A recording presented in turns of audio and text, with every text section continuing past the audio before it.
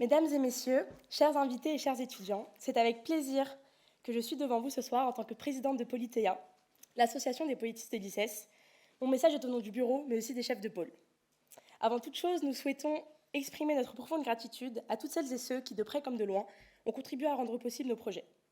Je voudrais d'abord adresser quelques mots à notre équipe, qui, depuis le mois de décembre, a fait preuve d'un engagement sans faille, d'un sérieux constant et d'une rigueur exemplaire. C'est grâce à votre travail, à votre détermination et chacune de vos idées que cela a pu prendre forme. Je souhaite également remercier tout particulièrement celles et ceux qui ont posé les premières pierres de cette belle aventure, ainsi que ceux qui se sont investis sans relâche durant la campagne. Votre implication, votre temps, votre énergie ont été essentiels pour que nous puissions ce soir nous tenir devant vous, cher public, et partager ce fruit, le fruit de nos efforts communs. Notre équipe s'est construite initialement en présentiel, mais c'est à distance que nous avons, brique par brique, élaboré nos projets. La plupart d'entre nous étant en Erasmus, nous avons dû apprendre à collaborer malgré les kilomètres et à maintenir une cohésion, ainsi que de porter ensemble une vision commune. C'est ce travail collectif, cette volonté d'ouverture et de dépassement qui nous anime encore aujourd'hui. Nous aspirons désormais à ouvrir Polythéa à chaque formation pour que tous les étudiants puissent y trouver leur place et y contribuer. Ensuite, je souhaite remercier vivement les membres de l'administration de l'ICES, sans qui aucun de nos projets n'aurait pu aboutir. Nous sommes extrêmement reconnaissants de la confiance qui nous est accordée ici. J'espère que nous saurons nous montrer à la hauteur des devoirs qui sont désormais les nôtres. Enfin, il convient de remercier ceux qui ont permis que toutes ces idées, cette équipe, ce programme puissent se réaliser concrètement. Je sais que beaucoup d'entre eux sont parmi nous ce soir et vous nous faites un immense honneur. J'aimerais donc remercier chaleureusement les électeurs qui nous ont choisis, ainsi que toutes les personnes extérieures qui nous ont, à un moment donné, apporté leur soutien lorsque nous en avions le plus besoin. Sans chacune de ces petites actions, tout ce grand projet qu'est Polythéa n'aurait jamais vu le jour, et pour cela, je vous remercie. Permettez-moi maintenant de vous présenter plus en détail les objectifs que nous nous sommes fixés cette année. Mais avant d'y venir, il me semble important de rappeler le cadre dans lequel s'inscrit notre action, en revenant brièvement sur les fondements mêmes de notre association. Aujourd'hui, quand on parle de politique, on parle souvent de tabous, de projets de loi fiant la réalité, de la non-cohérence des prises de décision, mais aussi d'un espace de débat qui perd tout son sens et qui se dégrade à vue d'œil. Nous vivons une période d'incertitude quant aux politiques de notre pays, rendant instable l'engagement politique. Aujourd'hui, c'est à qui criera le plus gagnera, et à qui mentira le plus gagnera. C'est donc dans ce contexte, et à notre modeste position d'association, que nous souhaitons œuvrer à la reconstruction du goût à la politique. Notre objectif principal est de promouvoir l'action politique au sein de l'ICES. Notre mission consiste à être le socle sur lequel pourront s'appuyer aussi bien les politistes en herbe que les amateurs. Pour ce faire, nous vous encourageons à vous rapprocher des chefs de pôle afin de laisser votre empreinte au sein de leurs projets, mais aussi de porter les vôtres. Continuons d'être des étudiants curieux et férus de justice ainsi que de responsabilité. Nous sommes effectivement des politiciens en devenir, qui rassemblent des points de vue et des visions de part et d'autre de l'échiquier politique. J'espère que nous contribuerons vivement à donner goût et à redonner goût à certains à la politique nationale ou internationale. Nous avons hâte de partager cette année avec vous, de pouvoir vous présenter nos projets, qui, je l'espère, vous plairont, et participeront à enrichir la culture politique de l'ICES. Sur ces belles paroles, je cède désormais ma place à Mathilde Lehmann, présidente du pôle conférence. Merci.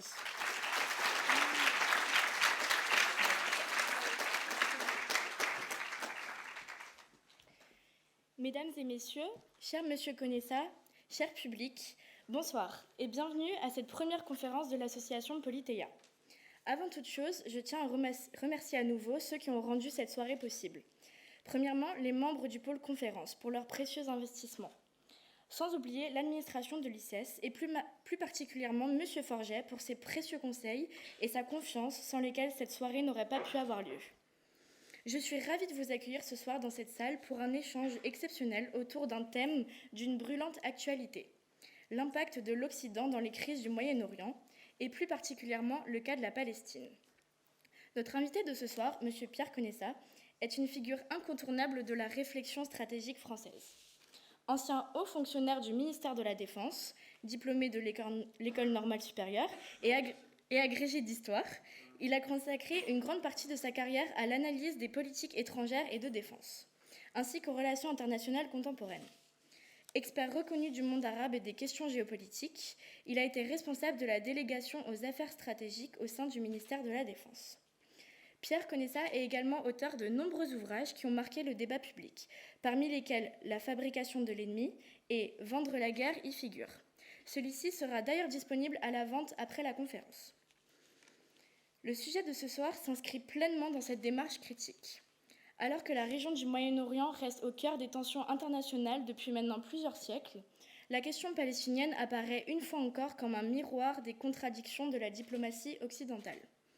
Depuis plus de 75 ans, ce conflit symbolise à la fois les limites du droit international, les fractures géopolitiques entre puissances et les débats moraux qui traversent les sociétés occidentales. Les récents événements à Gaza, la montée des tensions régionales, mais aussi le rôle des États-Unis et de l'Union européenne posent une question essentielle. Quelle est la véritable place de l'Occident dans ces crises récurrentes? Est-il médiateur, acteur ou partie prenante? Monsieur Konessa nous fait l'honneur de sa présence ce soir pour nous aider à décoder les dynamiques historiques, politiques et symboliques à l'œuvre dans cette région. Son analyse, issue d'une longue expérience au sein de l'appareil d'État, comme dans le monde académique, nous permettra de mieux comprendre comment se construisent les récits diplomatiques occidentaux et quelles en sont les conséquences sur le terrain. Monsieur Konessa, merci infiniment d'avoir accepté notre invitation. Cher public, je vous demande d'accueillir maintenant chaleureusement Pierre Konessa ainsi que Raphaël, le vice-président du pôle conférence, avec qui je partagerai la scène ce soir. Merci à tous et bonne conférence.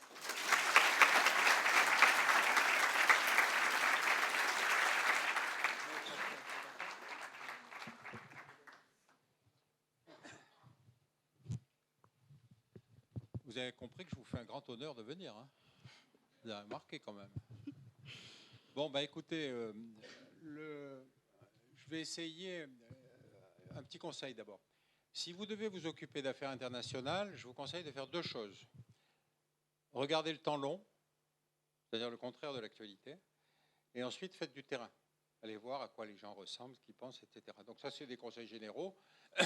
Ça veut dire qu'on peut très bien traverser la planète d'ambassade à ambassade, d'hôtel à hôtel, etc. Mais pensez à ces deux conseils-là. Alors pourquoi je vous dis ça? Parce que justement sur ce sujet-là, qui est un sujet d'actualité, j'ai voulu justement revenir sur le temps long. Alors, c'est moi qui commande là? Oui. Oh là là. Ah voilà. Bon, écoutez, ça c'est la trame de la présentation que je voulais vous faire, mais on peut tailler là-dedans, vous pouvez m'interrompre, etc., etc. Bon. Donc, la première remarque que je veux faire, encore une fois, c'est sur la question du temps long. Parce que si vous regardez l'histoire du XXe siècle sur le Moyen-Orient, vous commencez avec le traité de Versailles. Le traité de Versailles, 1918, les empires centraux vont être découpés en petits morceaux, aussi bien d'ailleurs l'Empire austro-hongrois, mais aussi l'Empire ottoman.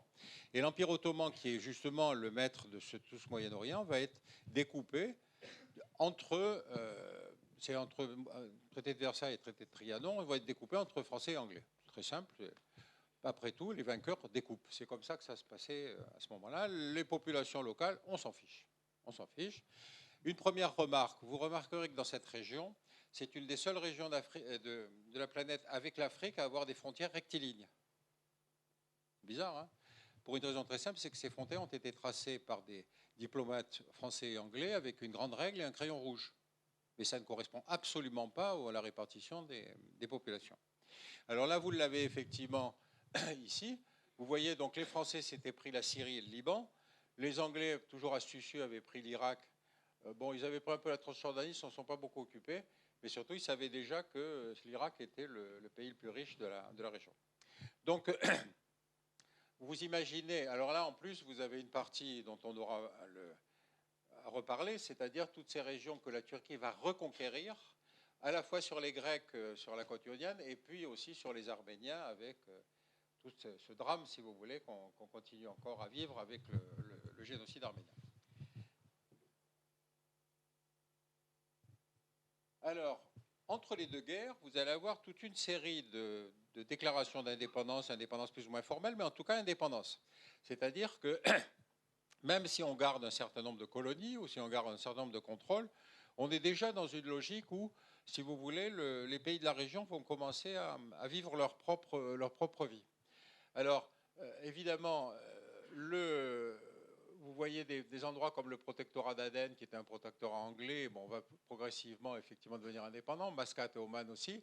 L'Iran va effectivement déclarer son indépendance, etc. Donc, on a une dynamique locale qui commence déjà à se prévaloir, mais on a encore cette emprise très forte des Français et des Anglais, les Anglais surtout.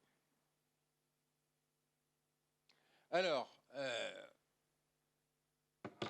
la question, c'est quel rapport a-t-on en tant que colonisateur par rapport aux populations locales? Ici, je vous ai mis, à l'occasion de la Première Guerre mondiale, une affiche américaine qui est extrêmement intéressante parce qu'elle va essayer de mobiliser le peuple juif, c'est un concept général, hein, en leur promettant déjà que vous pouvez revenir, si vous voulez, sur votre terre d'origine, mais à condition de vous engager. Donc là, la demande était simple, ils cherchaient à attirer les populations juives pour venir se battre avec l'armée américaine. Au-dessous, vous avez évidemment la Grande-Bretagne qui va faire exactement pareil, c'est-à-dire en faisant la déclaration Balfour dès novembre 1917 pour promettre la création d'un foyer national juif. Et on est en pleine guerre, hein, c'est-à-dire qu'on n'est pas du tout dans un moment où on découpe une carte. On est à promettre à des populations dont on sait qu'elles sont partiellement implantées chez l'ennemi pour qu'elles puissent se mobiliser à votre aide. Bon. Alors vous remarquerez ici que c'est la fille de Sion. Je n'ai jamais su ce que ça représentait, mais elle est censée représenter le peuple juif. Donc vous voyez, quand on est publiciste, il ne faut pas hésiter hein, sur les images. Alors, le sionisme et la Shoah. Je ne vais pas vous faire la filiation du sionisme, parce que c'est une réflexion qui commence très tôt dans les milieux juifs, mais ce qui est intéressant, c'est toute l'ambiguïté que va contenir le rattachement religieux de la promesse faite à Abraham pour essayer de définir qu'est-ce que doit être le foyer national juif. Bon. Donc, la citation de la Bible est extrêmement intéressante, puisque, effectivement, elle dit « L'Éternel a conclu avec Abraham une alliance en disant « J'ai octroyé à ta race ce territoire depuis le torrent... » Attendez, je n'arrive pas à le dire. Depuis le torrent d'Égypte jusqu'au grand fleuve, le fleuve d'Euphrate. Vous voyez ce que ça veut dire? Ça veut dire que les juifs radicaux aujourd'hui considèrent que c'est la géopolitique du Moyen-Orient qui doit être construite autour de ça. Bon. Or, si vous estimez que c'est effectivement la géopolitique depuis le Nil à l'Euphrate, on n'est pas du tout dans les frontières d'Israël, on est dans une frontière de géopolitique complètement différente. Alors, le rattachement à la terre de Sion, en plus, deuxième chose à garder à l'esprit, c'est que ça se fait en même temps que le mouvement des nationalités en Europe, c'est-à-dire au moment où les empires commencent à être secoués par l'affirmation des nationalités. Bon, ben après tout, on se dit, oui, pourquoi pas un foyer national juif, et encore une fois, puisque ça va se faire de toute façon sur le territoire des autres, c'était pas trop compliqué. Bon, il y a eu un moment où, effectivement, comme l'Empire ottoman résistait un peu, il y a eu une hypothèse pour faire un État juif en Ouganda. Et pour vous dire quand même si nos stratèges sont prêts à répartir la planète selon des velléités qui sont parfois très surprenantes. Et puis, évidemment, comme il y a toutes ces poussées d'antisémitisme qui accompagnent aussi cette décomposition des empires, le mouvement national juif, évidemment, va se renforcer de beaucoup de communautés qui vivaient depuis des millénaires là, puisqu'on va penser quand même que depuis la diaspora, c'est-à-dire depuis que Titus avait vidé Israël, si vous voulez, vous aviez des populations juives un peu partout. Et donc, les mouvements d'antisémitisme se sont accélérés au XIXe siècle, surtout avec les crises des empires. Et donc, ça a renforcé d'autant le mouvement sioniste. Alors, je vais très vite, hein, mais 47, vous avez donc le partage fait par les Occidentaux, qui part d'un principe extrêmement intéressant quand même. Ça veut dire, mes ancêtres vivaient ici il y a 2500 ans, donc prenez vos affaires et partez. C'est le discours qu'on a tenu aux Palestiniens quand même. Hein. Il faut essayer de le comprendre aussi de leur côté.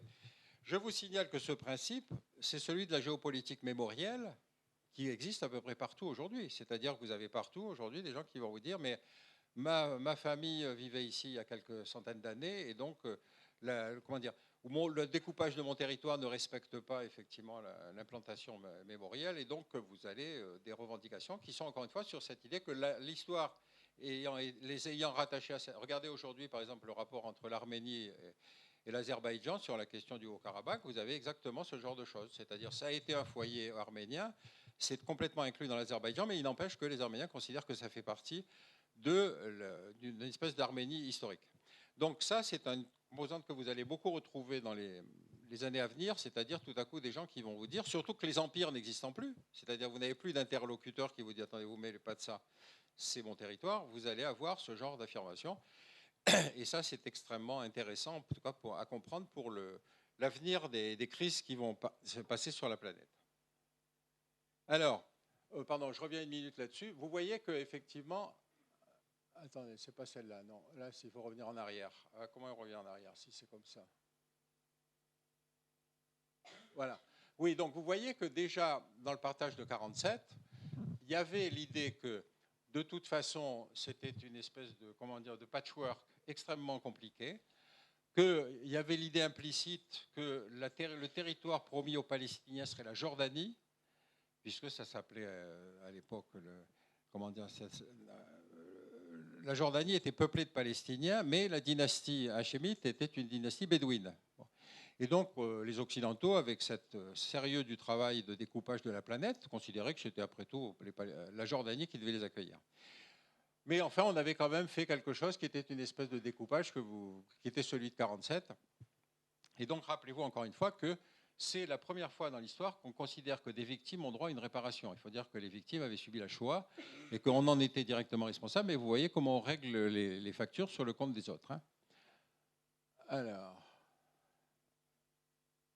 attendez, c'est trop compliqué votre truc, hein, j'y arrive pas. Il faudrait que j'apprenne à faire des conférences. Oui, alors, je reviens justement sur cet épisode. Parce que dans ce partage qui était évidemment décidé dans les capitales occidentales, il y avait cette idée que la Jordanie devait normalement accueillir les Palestiniens. Ce que la Jordanie a fait d'ailleurs, mais très rapidement, le roi Hussein a considéré que l'OLP prenait de plus en plus de place, gérait ses propres affaires, refusait de mettre des plaques jordaniennes sur les véhicules, ils avaient leur propre police, etc., etc. Et finalement, ça va aboutir à ce qu'on appelle le septembre noir, c'est-à-dire qu'effectivement, à un moment, le roi de Jordanie va décider qu'il faut absolument réprimer l'OLP. Alors, pourquoi j'insiste là-dessus? Parce que le plus grand massacre de Palestiniens aujourd'hui a été fait dans le monde arabe. Ce n'est pas Israël. Hein. Là, Gaza, c'est un nouveau match, mais il faut se rendre compte que les pays arabes ont considéré avec raison que ce n'était pas à eux de résoudre la question des Palestiniens, mais en même temps, ne pas la résoudre et puis les exterminer, ça fait déjà une étape un peu différente. Alors, ce qui est intéressant, c'est qu'à partir du moment où il y avait en Jordanie des Palestiniens, mais les Palestiniens qui étaient en Jordanie ont considéré qu'ils étaient plus solidaires du roi de Jordanie que solidaires de leurs réfugiés de l'OLP. Et donc l'OLP va être chassé de Jordanie, et où ils vont se réfugier? Ils vont se réfugier au Liban, c'est-à-dire que la crise va s'exporter sur le Liban, pays démocratique et fragile du Moyen-Orient, puisque c'est un pays confessionnel dans lequel effectivement il y avait un équilibre très politique très finement ciselé, avec un président chrétien maronite, un Premier ministre musulman chiite, etc. Et bien tout ça va exploser. Bon. Donc vous voyez comment la crise s'est progressivement étendue, et évidemment sur la périphérie. Et le Liban, c'était la seule démocratie de la région. Alors, dans l'histoire, encore une fois, du temps long, il faut penser que le discours misérabiliste d'Israël sur le fait d'avoir été opprimé par les pays arabes ne respecte pas effectivement ce qu'a été les guerres qui ont été les guerres successives. Et puisque après ça, dans la guerre de 73, vous avez l'extension maximale atteinte par Israël, avec, et en particulier, la conquête du Negev, la conquête du Golan, la conquête de la Cisjordanie, etc. Donc on est sur quelque chose, encore une fois, dans lequel il faut sortir de l'idée qu'Israël a été créé à cause de la Shoah, parce qu'on est, encore une fois, dans une problématique qui est maintenant régionale. Alors, il va y avoir, donc, à un certain moment, une tentative de paix. Vous avez Rabin et Arafat qui se serrent la main sous l'autorité de Clinton, c'est-à-dire pour la première fois, on commence à voir avec les accords de Camp David un début de solution et de relations politiques. L'une des premières conséquences de Camp David, ça va être la restitution du Sinaï à l'Égypte, effectivement, mais ça ne règle pas, encore une fois, la question des Palestiniens. C'est-à-dire que progressivement apparaissent des intérêts d'État qui n'ont plus rien à voir avec la solidarité affichée avec les Palestiniens. L'Égypte considérant, et ça date en particulier, que effectivement l'intérêt de l'Égypte était maintenant d'avoir sa propre indépendance. Bon. Alors, autre caractéristique de la région, donc ceux qui vont tenter de faire la paix vont être assassinés. C'est-à-dire, vous avez le cas effectivement avec Yitzhak Rabin, hein, qui va être, parce qu'il avait approuvé les accords d'Oslo et qu'il avait approuvé, si vous voulez, l'existence de l'OLP, de l'État palestinien, il va être assassiné par Yigal Amir, qui est un radical juif qui considère que c'est une trahison par rapport à la géopolitique définie par la Bible. De l'autre côté, vous avez effectivement Anwar el-Sadat, qui lui aussi va être assassiné parce qu'effectivement, il va être assassiné par des durs de l'OLP. Et donc, vous voyez comment dans cette région, ce sont les faiseurs de paix qui sont les plus menacés. Alors, je vais aller assez vite pour qu'on puisse éventuellement laisser de la place aux questions. La situation actuelle à Gaza, vous en entendez parler tous les jours. Ce dont on n'entend pas parler, c'est la colonisation sauvage qui se fait avec des radicaux juifs sur la Cisjordanie, avec des implantations sauvages protégées par l'armée israélienne, avec des routes réservées interdites aux Palestiniens. C'est-à-dire que la colonisation de la Cisjordanie est en train de miner ce qui était le seul survivance d'un État palestinien. Et ça, c'est extrêmement grave, parce qu'encore une fois, le massacre à Gaza n'empêche pas que cette chose-là rend totalement impossible l'existence d'un État palestinien. Là, vous avez sur cette carte justement le nombre de colonies sauvages qui sont faites, et vous voyez que progressivement, la part qui va être gérée par l'OLP, enfin, et aujourd'hui par Mahmoud Abbas, est de plus en plus réduite et de plus en plus compliquée.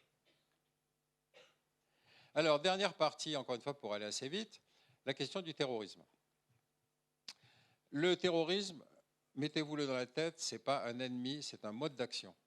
Ce n'est pas parce que George Bush déclare la guerre globale au terrorisme que ça veut dire que c'est un ennemi. La meilleure preuve, c'est que dans le cas de la région, vous avez eu du bon et du mauvais terrorisme. Pourquoi j'insiste là-dessus? Parce que en 1947, quand les Anglais qui ont le mandat sur la région rechignent un peu à la création de l'État d'Israël, il va y avoir le groupe Stern qui va faire un certain nombre d'attentats anti-anglais. Je vous en ai donné une petite liste ici. Mais en particulier un attentat qui restera célèbre, qui était de faire sauter l'hôtel King David, dans lequel était l'état-major anglais. C'est-à-dire qu'ils ont joué habilement d'un acte terroriste anti-anglais, mais l'Angleterre sortait de la guerre, c'est-à-dire l'Angleterre n'avait pas envie de s'en remettre une nouvelle. Donc finalement, l'attentat sur l'hôtel King David va aboutir au fait que les Anglais vont tout à coup laisser tomber le mandat, et donc on va avoir l'amorce de la création de l'État d'Israël. Et donc,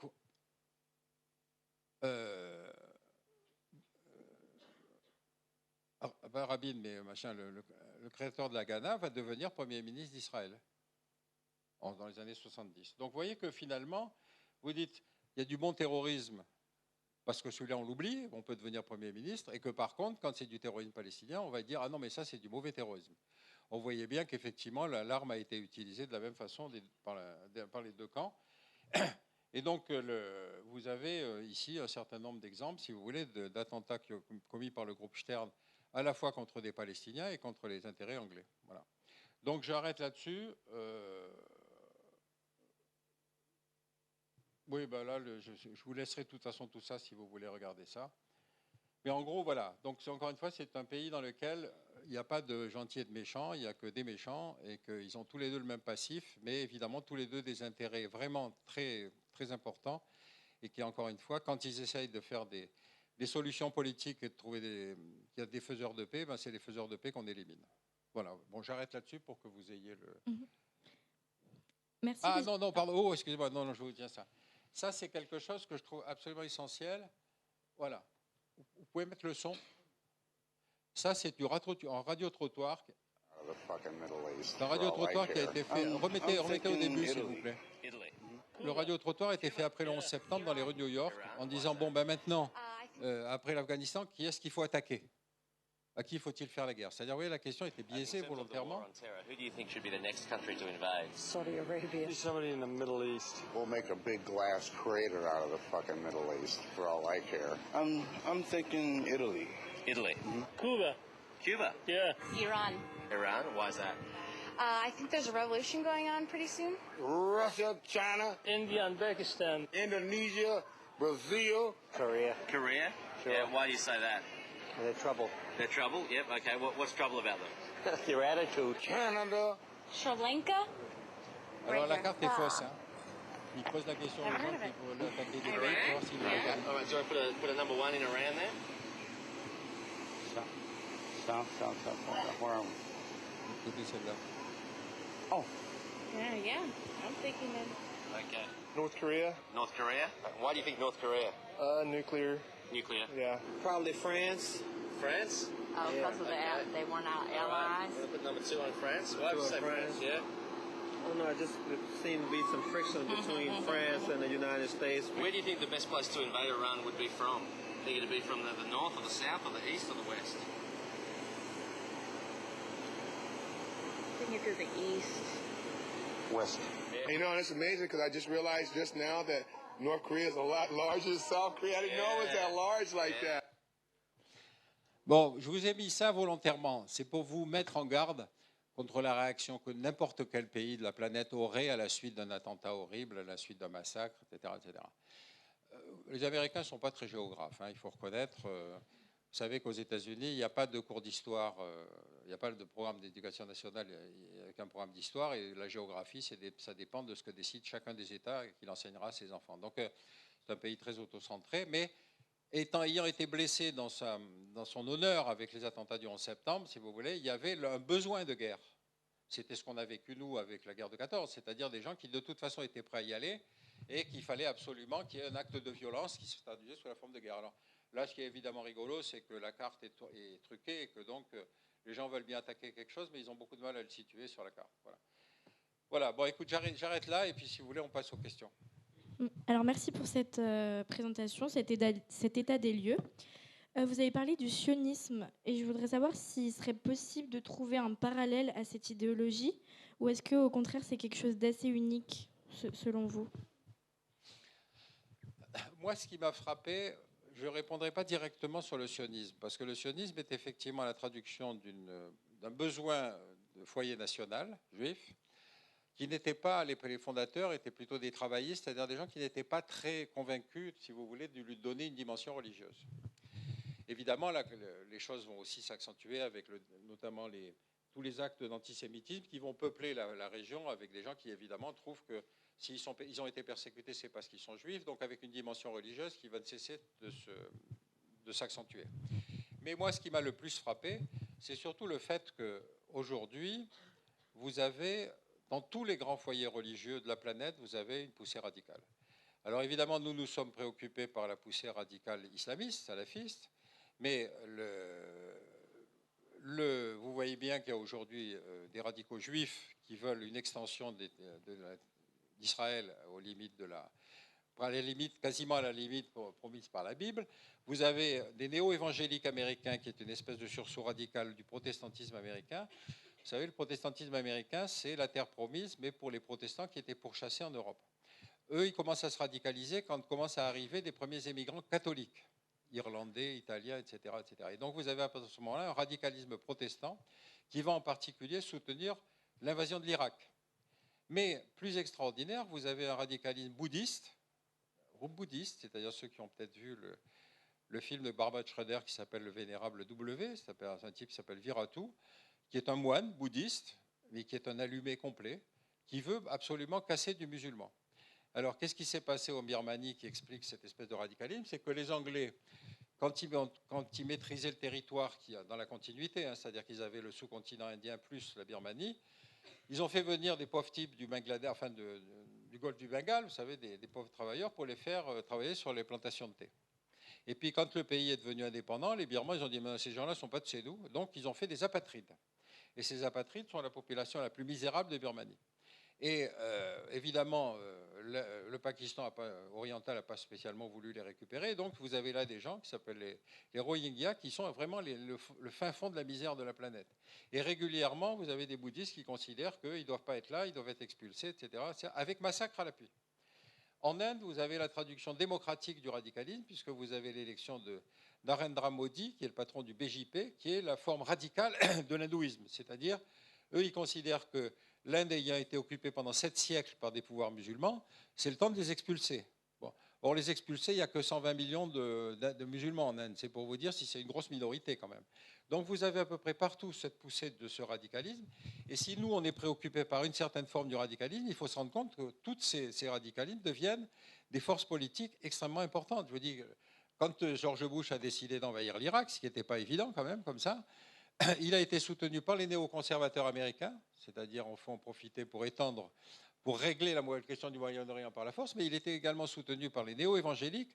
Et les néo-évangéliques disaient une chose très simple, c'est qu'ils disaient, de toute façon, le retour du Messie est conditionné par la constitution du Grand Israël. Donc si on est dans la construction du Grand Israël, le Messie arrivera. Bon. Avouez que l'argumentaire, il est très théologique quand même. Hein. Bon. Alors évidemment, le problème, c'est de savoir quel Messie reviendrait, puisque vous savez que pour les Occidentaux, pour les chrétiens, il est déjà venu, pour les Juifs, il n'est jamais venu. Donc ça risquait de poser un problème, mais ce n'est pas grave. La problématique était géopolitique. Il faut permettre la constitution du Grand Israël. Donc là, j'arrête là-dessus, si vous voulez, parce que je crois qu'il faut le considérer dans sa totalité, c'est-à-dire qu'il y a aujourd'hui quelque chose qui nous a complètement surpris à partir de la révolution iranienne, c'est-à-dire que la religion puisse être une force politique, si vous voulez, aussi active et aussi offensive que celle-là. Merci, Monsieur Conessa, pour cette réponse. J'aimerais maintenant passer à une partie plus sur l'impact qu'a eu la crise sur l'Occident. D'après vous, pourquoi le conflit israélo-palestinien, plus particulièrement après le 7 octobre, a eu une telle résonance sur les médias occidentaux? Bon, rappelez-vous de la carte, je vais peut-être y revenir pour que vous l'ayez en tête. Gaza, c'est une bande de 20 km sur 10 km. C'est à peu près la taille du territoire de Belfort. À Belfort, il y a 130 000 personnes. À Gaza, il y a 1 300 000 personnes. C'est la région la plus densément peuplée de la planète. Essentiellement des réfugiés, évidemment, et la frontière est fermée. C'est-à-dire qu'elle peut être fermée non seulement côté israélien, ça c'est une chose, mais également fermée du côté égyptien. Donc c'est un immense ghetto. Alors, tant qu'ils se tiennent tranquilles, c'est pas grave, ça ne fait pas l'actualité, si vous voulez. Le calcul du Hamas qui avait gagné les élections à cause de cet état de délabrement de la vie à Gaza a consisté justement à provoquer l'acte de violence absolue qui est celui du 7 octobre, c'est-à-dire attaquer des kibboutz et des villages israéliens qui étaient les plus proches avec massacres, viols, avec assassinats, etc. etc. Excusez-moi, est-ce que vous pouvez juste parler plus dans le micro? Ah, pardon, excusez-moi, oui, vous avez raison. Oui. Donc, si vous voulez, le 7 octobre, c'est une horreur absolue. Alors la question, c'est comment vous réagissez, vous, en tant que géopolitologue, face à ce genre de choses? Pourquoi je dis ça? Parce que rappelez-vous le début de la guerre d'Algérie. Le début de la guerre d'Algérie, c'est les massacres en 46, pardon, à Constantine, à Colo, etc. Pareil, des pieds noirs qui sont massacrés, violés, exterminés, etc. La réaction en France, c'était c'est inadmissible, c'est des terroristes, on ne peut pas discuter avec ces gens-là, il faut faire la guerre, il faut envoyer l'armée. Il a fallu 8 ans pour s'apercevoir que derrière ces massacres, il y avait une cause politique. Et là, je fais ce raisonnement en parallèle parce que pour Gaza, on est un peu sur cette même situation, c'est-à-dire le massacre du 7 octobre n'enlève rien à la légitimité de la revendication palestinienne. Mais c'est évident que si vous le médiatisez sous la forme de presse à scandale, vous dites on ne peut pas discuter avec ces gens-là. Or, vous voyez bien que la réplique de Netanyahou, à la fois pour faire libérer des otages, mais en même temps pour résoudre la question de Gaza, ça a consisté à bombarder. Comme je ne connais pas de bombe qui est lancée à 3000 mètres d'altitude fasse la différence entre un terroriste, un enfant et une femme, c'est du massacre. Bon, et ça, c'est quand même très important à mesurer. Bon. Et donc, on est dans cette situation où, effectivement, pour un acte qui a été horrible le 7 octobre, vous avez un massacre qui, aujourd'hui, prend des proportions gigantesques. On doit être à 50 000 morts à peu près. Bon. Dernière remarque. Dans le cas des Israéliens faits prisonniers par le Hamas, on parle d'otages. Quand il y a des négociations pour des libérations d'otages, en face, vous avez des prisonniers palestiniens. Prisonniers palestiniens qui n'ont pas été jugés, attention, parce qu'Israël a imposé que ces prisonniers n'aient pas de sang sur les mains. Alors moi, je me pose une question, c'est pourquoi dans un cas on dit otage, pourquoi dans l'autre cas on dit prisonnier? Pourquoi est-ce qu'on ne dit pas otage dans les deux cas, ou pourquoi est-ce qu'on ne dit pas prisonnier dans les deux cas? Vous voyez la remarque? Bon. Donc vous voyez, toute cette crise est tellement sensible, si vous voulez, qu'on ne se rend même plus compte de la distance absolument indispensable à observer pour l'analyser. Merci pour cette réponse. En conséquence, on a pu observer de nombreuses manifestations populaires en Europe. Est-ce que selon vous, il y a un réel impact si ça n'est pas suivi d'actions gouvernementales? Le verre d'eau est le substitut essentiel du conférencier. Oui, moi je crois que vous avez raison d'insister sur ce point. Par exemple, toutes les guerres précédentes, Israël a toujours joui d'un soutien absolu quasiment de l'opinion publique occidentale. Pour la première fois, on voit des manifestations qui prennent position pour les Palestiniens, c'est-à-dire que le front de soutien à Israël est en train de se fissurer, y compris d'ailleurs d'intellectuels juifs, c'est-à-dire un type comme Broman, qui est patron de Médecins sans frontières, elle a critiqué ouvertement, etc., etc. Donc il y a plein, si vous voulez, de gens qui ont pris position contre la posture de Netanyahou. Et donc il y a un basculement, si vous voulez, de l'opinion avec tout ce que vous évoquez, c'est-à-dire le fait qu'il y a des manifestations avec des drapeaux palestiniens dans les rues de Paris. Est-ce que de manipuler le drapeau palestinien est une apologie du terrorisme? Vous voyez ce que je veux dire? C'est la question. Moi, je ne le pense pas. l'apologie du terrorisme, c'est effectivement d'approuver quelque chose qui va être un acte de, comment dire encore une fois, de massacre de population civile. Là, on a des manifestants qui considèrent que le massacre concerne les Palestiniens. Bon.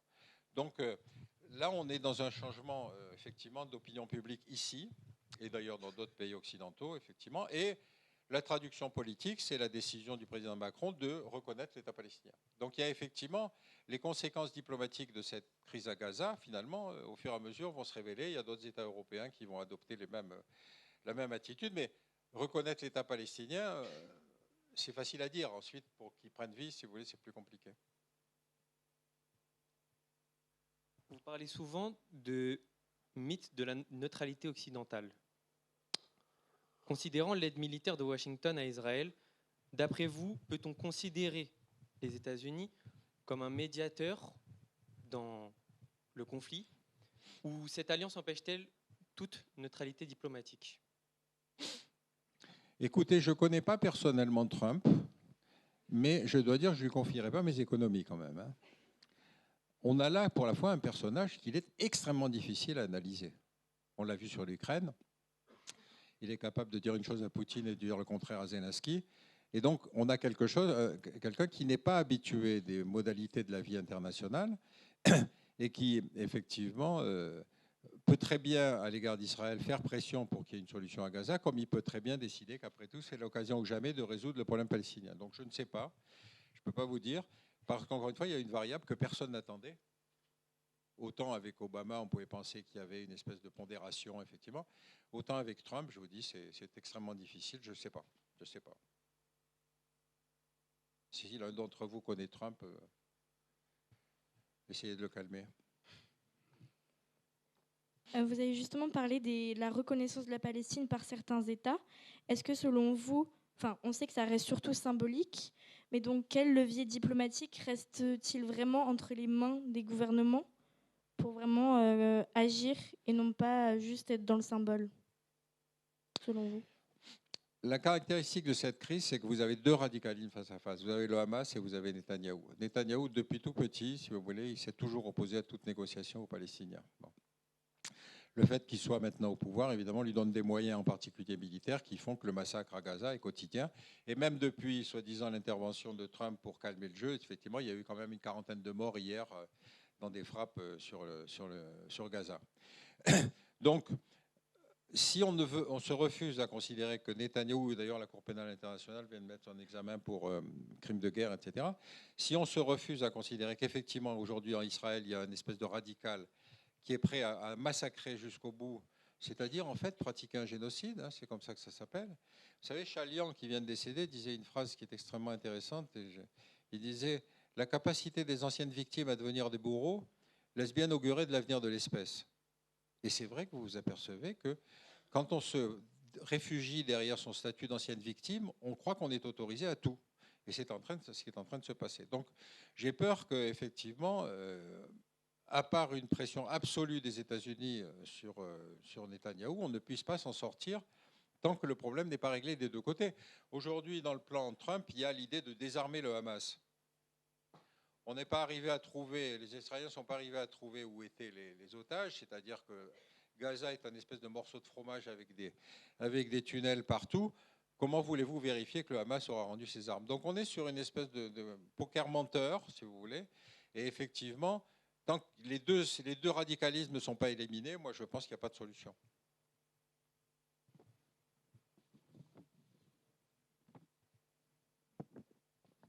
Aujourd'hui, on peut dire que les États européens, avec la reconnaissance de la Palestine, ont une crainte quant à une détérioration de leurs relations avec Israël et les États-Unis. Peut-on dire alors que la diplomatie occidentale est, entre guillemets, otage de ces alliances? Je crois que vous avez répondu dans votre question. Hein. Vous avez répondu, c'est vrai. Parce qu'effectivement, le paysage géopolitique européen est extrêmement fragmenté. Les Anglais ne quitteront jamais les Américains, même si c'est Trump. Les Allemands souffrent toujours de ce complexe, si vous voulez, du massacre de la Shoah. les Français sont dans une tradition gaullienne. Rappelez-vous que dès 67, De Gaulle disait déjà, en parlant d'Israël, à propos de la guerre de 67, qu'il y avait eu une guerre d'agression. Bon. Donc on est sur des champs politiques qui sont assez variés, si vous voulez. Le fait que Macron ait décidé de reconnaître l'État palestinien, c'est un vœu pieux, encore une fois, parce que les moyens politiques et diplomatiques n'existent pas. La Palestine a un statut d'observateur à l'ONU, avec le Vatican, c'est le même statut. Bon, vous dites que si on n'a pas les moyens de donner naissance à cet État palestinien et qu'on n'a surtout pas en Israël quelqu'un qui est prêt à jouer le jeu, je ne vois pas la solution. Et comme je vous l'ai fait remarquer, les faiseurs de paix, on ne les porte pas dans leur cœur dans ce pays-là, c'est-à-dire chacun élimine les siens quand même. Donc je suis extrêmement pessimiste. J'aimerais revenir sur l'Union européenne. Pourquoi, selon vous, peine-t-elle à traduire sa puissance économique et diplomatique au Moyen-Orient? Parce qu'elle reste quand même très en retrait par rapport à ce conflit. N'oubliez pas qu'au départ, le marché commun était une ambition économique. Il n'y avait pas de... Il y a toujours eu, même chez De Gaulle, déjà la volonté que ça ne devienne pas une instance politique. Les Anglais sont longtemps tenus à l'écart et que finalement, c'est quand ils étaient en pleine crise économique qu'ils se sont ralliés au marché commun, puis ensuite ce qui est devenu l'Union européenne avec le Parlement, les ministres, etc., etc. Mais ça reste que ce n'est pas un moyen d'État. Il n'y a pas de moyen de coercition lié à Bruxelles. C'est-à-dire que vous avez effectivement des postures diplomatiques, mais qui n'ont aucun des moyens de la puissance indispensables à faire appliquer une mesure diplomatique. Donc, il ne faut pas prêter à l'Union européenne plus que ce qu'elle ne peut faire. C'est-à-dire, on peut avoir des prises de position, on peut avoir des déclarations, on peut avoir des choses qui sont toujours importantes, si vous voulez, dans le champ médiatique. Mais dans le champ diplomatique, l'Union européenne est un ectoplasme. Mais depuis que les Anglais en sont partis... Vous savez, une fois, je me suis amusé à compter le nombre de paradis fiscaux qu'il y a à l'intérieur de l'Union européenne. Pourquoi je m'étais posé la question? Parce qu'on devait être, je ne sais plus, dans le scandale du Crédit de la Société Générale, je ne sais plus lequel. Et à l'époque où l'Angleterre était à l'intérieur du marché commun, à l'intérieur de l'Union européenne, il y avait une trentaine de paradis fiscaux à l'intérieur des frontières de l'Union européenne. Et vous voulez le faire de la répression contre la fraude fiscale? Et c'est un mensonge, c'est une hypocrisie. D'abord, les Anglais, ils en avaient une bonne poignée, puisqu'indépendamment de la City, il y avait toutes les îles anglo-normandes, il y avait les îles des Caraïbes, etc. Mais nous, on a Monaco, le Liechtenstein, le Luxembourg, etc., etc. C'est-à-dire qu'on a été totalement incapable d'avoir des postures fiscales et réglementaires communes. Et vous voulez faire de la lutte contre la fraude fiscale? Vous voyez ce que je veux dire? Ça vous traduit en gros ce qu'est l'Union européenne, c'est-à-dire en fait, une réunion des misérabilismes. On veut bien faire un petit quelque chose comme ouais, on peut faire effectivement, on peut subventionner Gaza, on peut faire ci, on peut faire ça. Mais dans les problèmes de fond, il n'y a pas d'unité politique européenne. Je vous souhaite de la faire. L'Occident justifie souvent son alliance avec l'Arabie saoudite par des considérations de stabilité régionale. Or, cette stabilité est évoquée pour refuser la reconnaissance de la Palestine. Est-ce qu'il n'y a-t-il pas ici un paradoxe, selon vous, dans le discours des pays occidentaux? On revient 2 minutes sur le cas de l'Arabie saoudite. L'Arabie saoudite n'a pas été colonisée au sens des autres États arabes. Elle a été colonisée sur ses littoraux, c'est-à-dire que la côte sud de l'Arabie saoudite était tenue par les Ottomans, et puis la côte nord était tenue par les Anglais, mais le désert du Hedjaz, tout le monde s'en fichait. C'est un désert. Ça. En fait, ce qui va se passer, c'est qu'au fur et à mesure, quand on va découvrir qu'effectivement qu'il y a du pétrole, et que vous allez avoir surtout un type qui s'appelle Ibn Saoud, qui va faire l'unité territoriale de l'Arabie saoudite. Alors Ibn Saoud, il a un problème, c'est qu'il n'a pas de légitimité religieuse. La légitimité religieuse, c'est-à-dire le descendant du prophète, c'est le type qui règne sur la Mecque, et qui donc, qui est le... Je ne sais plus comment il s'appelait. Enfin bref, c'était celui qui avait la filiation tribale et familiale la plus directe avec le prophète, donc qui était légitime à contrôler les lieux saints. Ibn Saoud va conquérir et chasser. Alors c'était le shérif de la Mecque, voilà, c'était le nom que je cherchais. Et donc il va le chasser, et le shérif de la Mecque va fuir en Jordanie, et c'est pour ça qu'on considère que le roi de Jordanie est le seul qui a la légitimité religieuse théoriquement pour diriger l'Oumma. Mais enfin, peu importe. Donc Ibn Saoud prend les lieux saints et il va constituer les frontières actuelles de l'Arabie saoudite. Pourquoi je dis ça? Parce que ce prétendant le leader du monde arabo-musulman, il n'a pas la légitimité religieuse. Donc il a besoin d'une espèce de structure religieuse qui légitime qu'il est l'homme de la situation. Cette structure légitime religieuse, c'est le salafisme. Alors, le salafisme, enfin plutôt quand on est saoudien, on dit le wahhabisme, mais en fait c'est le salafisme. Le salafisme, c'est-à-dire il faut pratiquer l'islam comme au temps du prophète. Les salafs, c'est les compagnons du prophète. Ça veut dire que c'est la forme la plus radicale et la plus obtuse et la plus stupide de l'islam. Mais l'Arabie saoudite, étant richissime avec le pétrole, va diffuser partout sur la planète sa version salafiste, en particulier pendant l'époque de la guerre froide. Notre vision toujours très, très caractéristique, la religion est un barrage au communisme, donc il faut laisser, l'Arabie saoudite est un allié, et l'Arabie saoudite doit mener sa diplomatie religieuse. Et l'Arabie saoudite va diffuser, par exemple, contre ce qui était à l'époque le socialisme arabe, hein, rappelez-vous, c'était Nasser, c'était Kadhafi, c'était Assad, etc. L'Arabie saoudite va diffuser partout des imams formés dans ces écoles coraniques qu'on va retrouver un peu partout, qui vont contribuer à affaiblir ce socialisme arabe. À l'époque, le socialisme arabe, c'était considéré comme la modernité du monde arabe. Et donc, cette diplomatie religieuse de l'Arabie saoudite, qu'on a évidemment soutenue, va tout à coup se révéler en plein jour quand, après la disparition de l'URSS, on va se rendre compte que le véritable danger, c'est devenu le salafisme, c'est devenu les attentats, c'est le 11 septembre, etc. etc. Bon, rappelez-vous quand même que Ben Laden, c'était une grande famille saoudienne. C'est-à-dire que vous vous dites, tant qu'ils se combattaient en Afghanistan contre les Russes, ce n'était pas un problème. Puis tout à coup, quand il n'y a plus de Russes et que Ben Laden fait les attentats aux États-Unis, tout à coup, on découvre que le salafisme est devenu un ennemi. Donc vous vous dites, je vous souhaite de travailler dans les instances gouvernementales, parce que dans le genre obtus, si vous voulez, vous allez trouver des gens absolument extraordinaires. Extraordinaires. C'est-à-dire, comment vous pouvez vous dire qu'une centrale comme la CIA, qui a financé Ben Laden pendant toute la guerre en Afghanistan, ne pouvait pas se rendre compte que ce type, à un certain moment, il aurait son indépendance. Alors, personne n'aurait imaginé le coup de génie qu'a été les attentats du 11 septembre, mais il reste que penser que ce type pouvait donner naissance à une démocratie était une espèce d'extraordinaire myopie politique. Donc, l'Arabie saoudite, quand on va avoir les attentats du 11 septembre, 15 Saoudiens sur 19 terroristes, ça donne une proportion quand même assez respectable.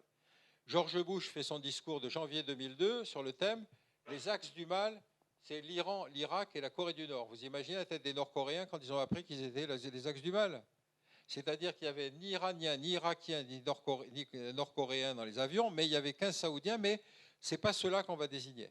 Et puis vous connaissez la suite du scénario, on va attaquer l'Afghanistan parce qu'il y a Ben Laden là-bas.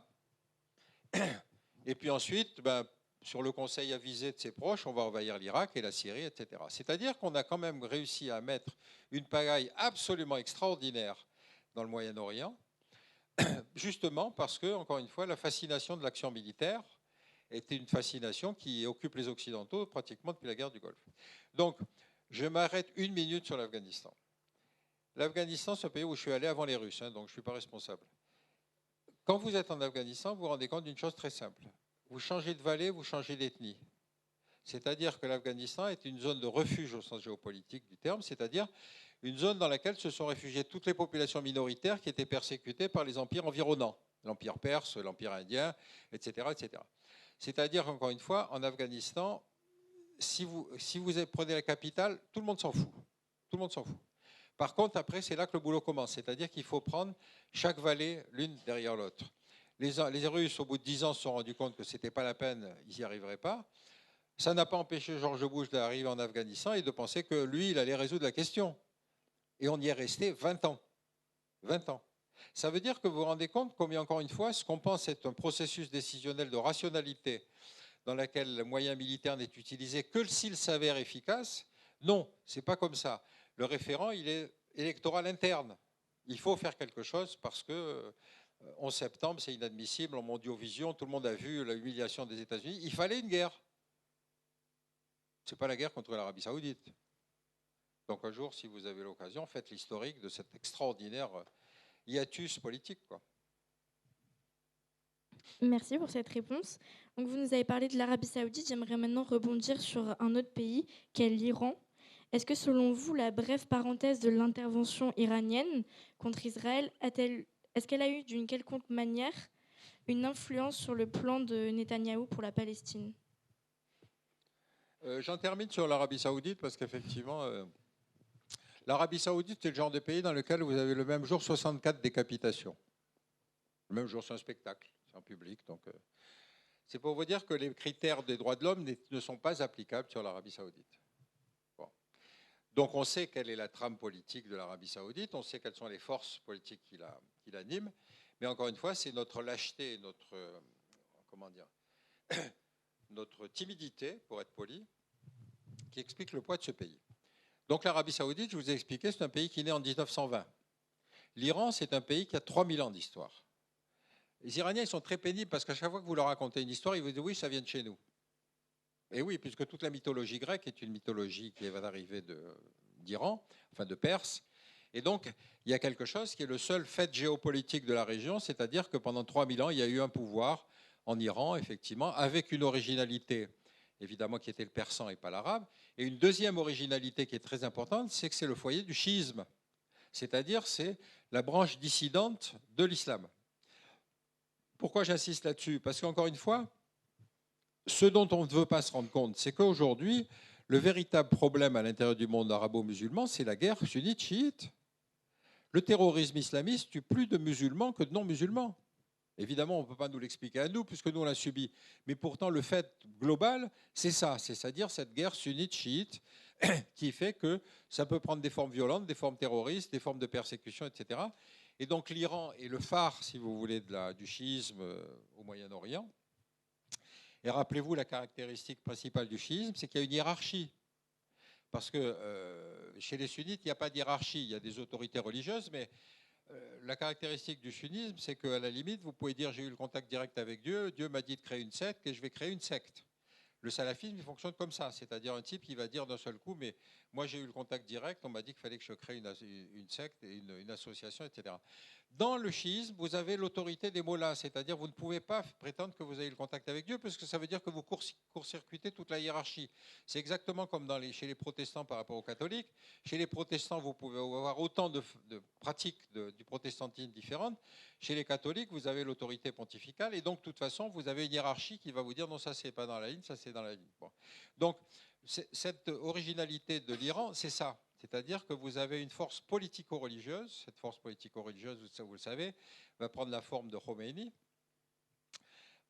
Et donc, on a quelque chose qu'on a eu du mal à percevoir. C'est-à-dire qu'on se disait, mais qu'est-ce qu'ils ont, ces Iraniens, tout à coup, à découvrir? Alors que, rappelez-vous, on avait l'image du Shah, enfin, vous n'étiez pas né à cette époque-là, mais le Shah d'Iran, c'était le moderniste.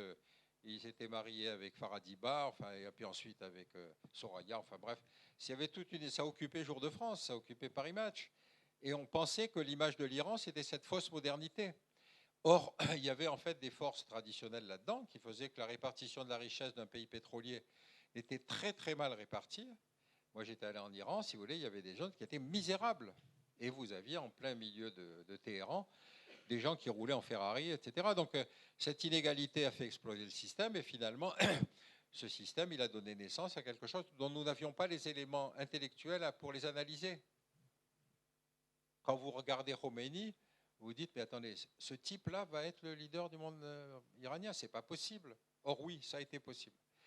Donc encore une fois, je reviens vers cette humilité qui doit occuper tout le géopolitologue. Voyez le terrain et ensuite vous tirez des conclusions. Merci pour cette réponse. Encore une question sur l'Occident. Est-il selon vous condamné à rester dans une posture d'inaction stratégique ou voyez-vous des signes de rééquilibrage à venir? Je pense par exemple aux flottilles espagnoles ou italiennes qui ont été envoyées. Je n'ai pas entendu la fin de votre question. J'ai dit je pense par exemple aux flottilles espagnoles ou italiennes qui ont été envoyées dans la bande de Gaza. Je ne sais pas, je vous avoue que je n'ai pas l'idée très précise sur la question. Juste une remarque. Je reviens une minute sur la guerre du Golfe. Je vous ai expliqué les caractéristiques. La guerre a été emportée tellement vite sur ce qui était la 4e armée du monde que finalement on est convaincus, nous occidentaux, qu'on a les moyens militaires de réglementer la planète, de régimenter la planète. Bon. Et donc, on va avoir la première crise en Yougoslavie avec l'éclatement de la fédération de Tito. avec, si vous voulez, la partition, la Slovénie s'en va, la Serbie s'en va, enfin, et Sarajevo, qui était au milieu de la Bosnie, comment dire, le symbole même du titisme, parce que c'était une ville polyreligieuse, polyethnique. Nous, Français et Anglais, on va dire, bah, c'est pas grave, on va envoyer des casques bleus, ça va calmer tout le monde. Parce qu'on était encore une fois dans l'idée que la seule apparition de soldats occidentaux allait calmer. Bon. On a perdu une trentaine de types par des snipers, hein, quand même. Donc vous vous rendez compte de l'illogisme de ce processus décisionnel. Ce n'était pas de comprendre la crise, c'était de se demander si d'envoyer du militaire était une solution pour ce genre de choses. Ensuite, ça va s'enchaîner. Vous avez effectivement l'intervention en Somalie, vous allez avoir des interventions à droite, à gauche. La Somalie fait partie de ces moments extraordinaires qui doivent revenir une minute. Court le bruit dans les années 93 qu'en Somalie, des chefs de guerre pillent l'aide internationale. C'est un pays dont le patron Siad Barre avait été renversé par une insurrection et donc il n'y avait plus de pouvoir à Mogadiscio. Et donc, grands émois, notamment du monde humanitaire, on ne peut pas faire ça, il faut faire quelque chose, etc. Bref. Solution adoptée, on va envoyer du militaire. C'est la solution la plus simple. Bon. Et donc, on va répartir la Somalie entre une partie américaine, une partie anglaise, une partie française, etc. On ne se demande pas pourquoi des chefs de guerre pillent l'aide humanitaire. C'est-à-dire ça prouve qu'ils devaient évidemment se coucher à partir du moment où apparaîtraient nos troupes. Les Américains, eux, considèrent qu'il faut faire les choses en grand. Donc, ils disent, pour faire arriver des bateaux humanitaires, il faut prendre le port de Mogadiscio. Le port de Mogadiscio, c'est la capitale, c'est là qu'on peut arriver à apporter en grande quantité de l'aide internationale. Le problème, c'est que le port de Mogadiscio est tenu par un chef de guerre qui s'appelle Aidid, qui n'avait pas du tout l'intention de se laisser déposséder du port de Mogadiscio. Et donc, les Américains le font à la manière hollywoodienne. On va faire une opération pour éliminer Aidid. Le problème, c'est que Aidid, il avait une expérience guerrière qui n'était pas Hollywood, qui était autre chose. Et donc, il a attendu les Américains, il a abattu 2 hélicoptères, il y a une vingtaine de djihadistes qui ont été tués. Les Américains ont quitté la Somalie sans même nous en informer, nous, Français. Un beau jour, les Français ont découvert que le camp américain avait été vidé. Pourquoi je vous dis ça? C'est parce que quand on s'engage avec des moyens militaires sur des crises qui ne sont pas stratégiques, vous avez évidemment un problème d'opinion publique. Si des types à vous se font tuer, les gens disent « mais attendez, qu'est-ce qu'on fait là-bas ?» Donc vous voyez comment cette espèce de conviction militaire, en Somalie, puis je pourrais vous en citer d'autres exemples, on pensait qu'envoyer du militaire, ça allait calmer tout le monde. Bon. Au fur et à mesure, vous avez vu qu'on s'est rendu compte que ça ne servait plus à rien. Maintenant, c'est beaucoup plus retenu. Et pour le cas de Gaza, vous vous rendez bien compte qu'effectivement, personne n'a envie d'envoyer du militaire à Gaza. Si vous allez choisir d'être tué par les Israéliens ou par les Gazaouis, personne n'a envie d'envoyer des militaires là-bas. Alors, on peut dire Tony Blair, il va gouverner le nouveau système, etc. Mais ce n'est pas une force militaire, ce n'est pas une force de pression, une forme policière, quoi. Merci pour vos réponses. Je propose qu'on laisse un peu la parole au public, à moins que vous ayez quelque chose à rajouter. Mais on voulait vraiment vous laisser poser vos questions. Comme ça, on peut avoir assez de temps pour que vous puissiez y répondre. Ça vous va ? Ah oui, ils sont très polis, hein, c'est bien. Ils sont bien tenus. Donc, je vous laisse lever la main si vous avez des questions et on va venir vous donner des micros. Et puis, voilà.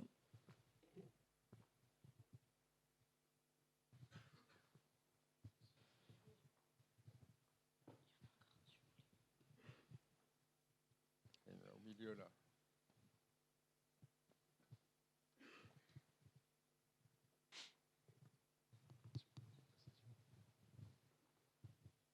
Bonsoir. Bonsoir. Qu'est-ce que vous pensez du partenariat entre l'Arabie Saoudite et le Pakistan? Est-ce que vous pensez que ça va permettre une stabilisation de la région ou au contraire, ça risque de la déstabiliser prochainement? C'est une question intéressante parce que le Pakistan, vous vous souvenez du déroulé historique, hein. Gandhi, quand il commence à militer pour l'indépendance, pensait que le pays resterait dans les limites britanniques, c'est-à-dire que le Pakistan serait un des éléments de ce que serait l'Union indienne. Bon. En fait, il est secondé par un type qui s'appelle Jinnah, qui lui considère que les musulmans doivent se séparer. Et donc, en 1947, ça va donner naissance au Pakistan occidental et oriental. À l'époque, rappelez-vous, c'était un pays divisé en 2 morceaux. Et encore une fois, les faiseurs de paix, Gandhi est assassiné par un radical hindouiste. Il faut toujours le rappeler, ce genre de choses. Hein. Le faiseur de paix, c'est celui qui en prend plein la figure à chaque fois. Donc, la constitution du Pakistan, ça va donc être le plus grand pays ou le plus peuplé des pays musulmans hors Moyen-Orient. Et donc, dans ce pays, vous allez avoir beaucoup de Pakistanais qui vont aller chercher du boulot en Arabie Saoudite, etc. Bon. Donc, les liens entre les deux pays sont des liens assez anciens. Et évidemment, ce que cherchent les Saoudiens dans le rapport avec le Pakistan, c'est la garantie de sécurité qu'un pays comme le Pakistan, qui a quand même fait 3 guerres avec l'Inde, donc il y a une armée qui sait fonctionner, qui a fait la guerre en Afghanistan, etc., peut lui fournir comme garantie de sécurité. Donc, jusqu'où ça va aller? Est-ce que les Pakistanais ont les moyens de projection de force pour envoyer des forces en Arabie Saoudite? J'en sais rien. C'est une technique d'envoyer des forces. Hein. Ça ne se fait pas comme ça en achetant des tickets de train. Donc, il y a une espèce de volonté d'avoir un rapprochement politico-militaire.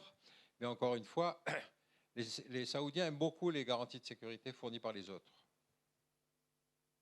Quand on peut vivre de rente, si vous voulez, on ne choisit pas la carrière militaire quand même. Donc le problème saoudien, et c'est celui-là, c'est qu'il n'y a quasiment pas de forces militaires saoudiennes d'ici de non. Donc l'essentiel, si vous allez en Arabie Saoudite, vous verrez, beaucoup des forces de sécurité sont des Pakistanais.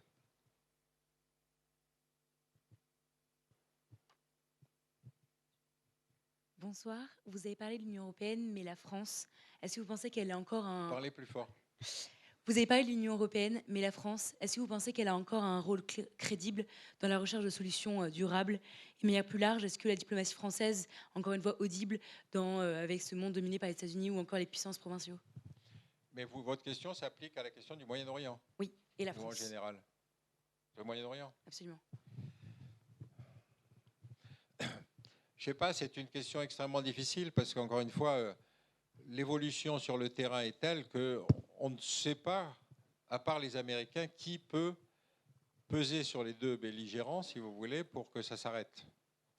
Vous remarquerez que Trump n'est même pas capable d'arrêter Netanyahou, puisque depuis la signature de l'accord que Trump a patronné, il y a eu 40 morts à Gaza hier dans des bombardements. Donc, je ne sais pas qui maîtrise la situation sur place.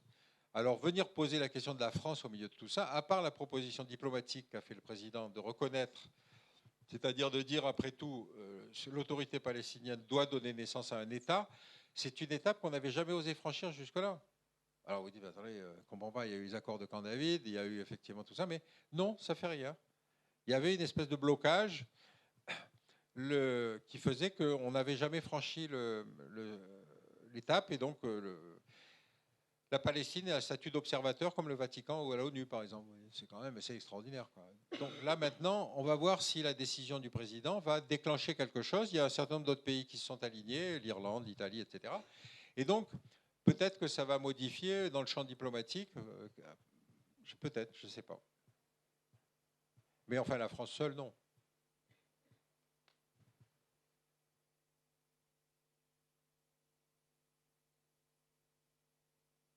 Ils sont atterrés là.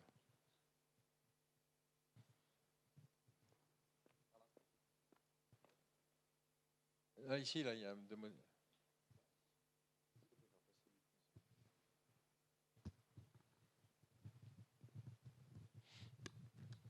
un pourquoi utiliser le terme Moyen-Orient et pas un autre terme qui n'a pas une connotation ni coloniale ou eurocentrique? C'est une bonne question, parce qu'effectivement, la géographie de la planète, si vous voulez, a été définie au XIXe siècle, à l'époque où on a commencé à faire du découpage, vous savez, pour les enseignements, pour tout ça, etc.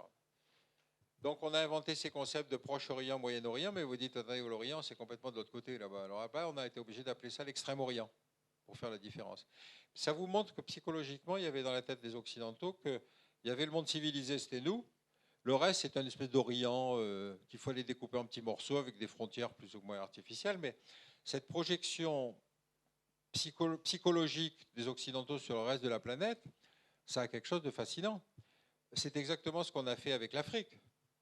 Hein, l'Afrique, c'était peuplé de Noirs qui passaient à jouer du tam-tam et à danser. La vision de l'Afrique, à partir de la fin du XIXe siècle, c'était terre à coloniser. C'est-à-dire, on va la coloniser parce qu'on allait apporter de la civilisation.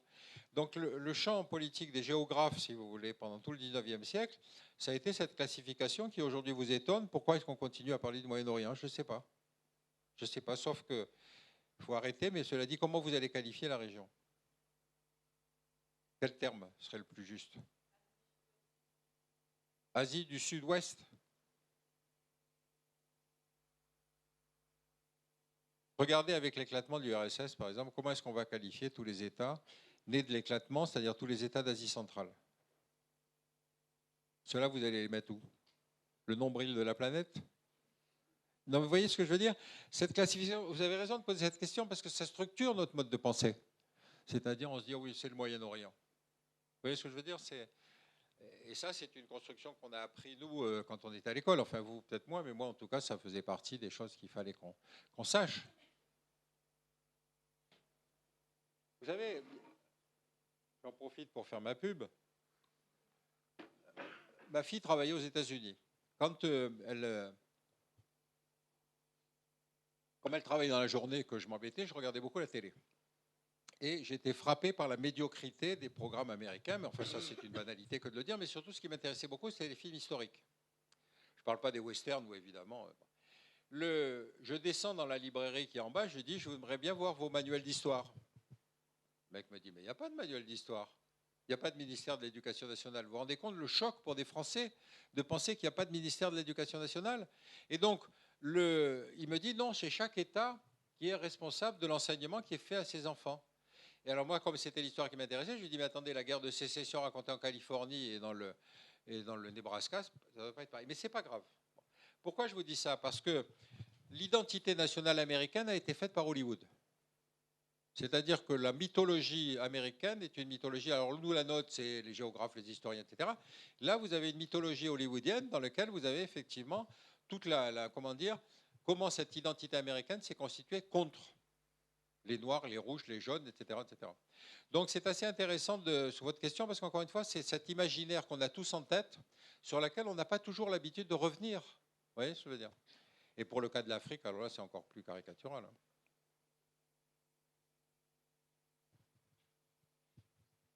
Bonsoir. Est-ce que vous pensez que la puissance montante de la Turquie pourrait contrebalancer l'Arabie Saoudite et l'Iran, qui sont les deux autres puissances musulmanes dans le Moyen-Orient? Je ne sais pas par rapport à quel champ politique et quel champ stratégique, si vous voulez. L'Arabie Saoudite, c'est une puissance financière et idéologique. Ce n'est pas une puissance d'intervention militaire. Donc, on sait que ce n'est pas de ce côté-là qu'une déstabilisation viendra, sauf par l'intermédiaire de la diffusion du salafisme qu'on va retrouver aujourd'hui au Mali, au Niger, etc., puisque c'était l'axe de diffusion de ces imams saoudiens formés à l'école islamique de Médine, de la Mecque, et qui partaient diffuser en Afrique pour lutter contre le socialisme arabe. La Turquie est en train d'hésiter entre deux modèles qui sont importants, celui d'Atatürk qui était leur attachement à l'Occident, avec le rôle important joué par la Turquie dans le dispositif OTAN, hein, puisque c'était le verrou sud, si vous voulez, de la mer Noire. Bon. Mais on voit bien qu'avec Erdogan, si vous voulez, il est en train de revenir sur une géopolitique complètement différente qui se tourne vers l'Asie centrale, parce qu'évidemment, vous avez en Asie centrale, dans les anciens pays soviétiques, des populations turcophones. Et donc son axe d'influence est en train de s'éloigner, si vous voulez, de l'attachement à l'OTAN pour s'intéresser à des régions qui se sont ouvertes avec l'écroulement du RSS. Donc je ne peux pas vous dire grand-chose de plus que ces banalités-là. Pour l'Iran, on en a parlé. L'Iran, c'est un pays qui est très autocentré. Un pays qui fait... Il y a des diasporas, hein, en particulier le Hezbollah au Liban, etc. Mais enfin, c'est un pays qui est quand même 4 fois la France, si je ne m'abuse, 60 millions d'habitants, il a ses petits problèmes, quoi. Donc je ne suis pas sûr qu'il ait une très grande envie de faire des interventions extérieures. L'intervention extérieure, c'est toujours un problème. Soit vous avez des proxys, c'est-à-dire vous avez des alliés locaux qui vont faire la guerre à votre place, comme le Hezbollah, soit vous avez des forces de projection, mais les forces de projection, il faut les monter, c'est pas évident, quoi. Donc l'Iran n'est pas un pays qui va se lancer beaucoup. Je reviens sur un autre épisode aussi que je trouve intéressant. Regardez par exemple l'image qu'a laissé Gandhi sur l'Inde. L'Inde, c'est le pays de la non-violence. Par contre, la Chine, c'est des pays qui sont tout prêts à envahir la planète. La Chine a fait 2 guerres depuis 1949. L'Inde en a fait 7. donc 4 contre le Pakistan, etc., etc. Et vous dites, mais lequel des deux pays est le plus belliciste? Ah non, non, attendez, l'Inde, c'est le pays de Gandhi. Vous voyez ce que je veux dire? Vous voyez comment se crée une image? Quand vous avez un bon publiciste, vous pouvez impressionner, si vous voulez, la planète. Or, l'Inde a fait une intervention au Sri Lanka, a fait une intervention, il a fait 2 guerres avec le Pakistan, enfin bon. Donc, vous voyez ce que je veux dire? Il faut vous rapporter aux faits. Il faut, encore une fois, je reviens sur le terrain, c'est-à-dire qu'il faut étudier, il faut être le moins, comment dire, soumis à ces images, si vous voulez, qui ont beaucoup de succès, si vous voulez. Mais moi, je me souviens, moi, je suis allé en Inde, quand j'ai vu des mecs se coltiner dans la rue, je peux vous dire qu'ils se ménageaient pas. Hein. Ils se tapaient dessus de bon cœur. Il n'y avait pas Gandhi dans la bagarre, d'accord. Mais enfin, je veux dire, c'est des pays comme les autres, quoi. Et l'Inde fait partie de ces pays dans lesquels qui a fait plus de guerres que la Chine depuis 1947. Quoi.